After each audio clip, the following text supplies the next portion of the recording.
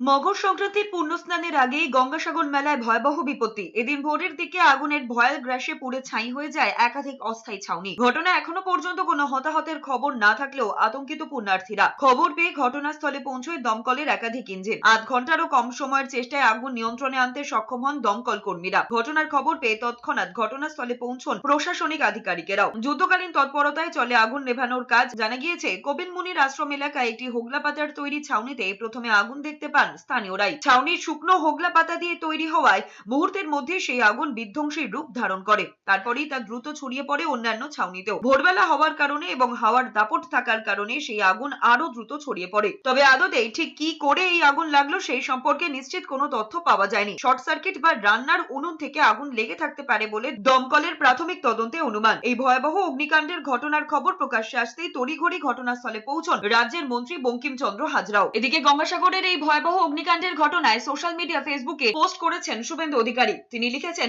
লক্ষণ কিন্তু ভালো নয়।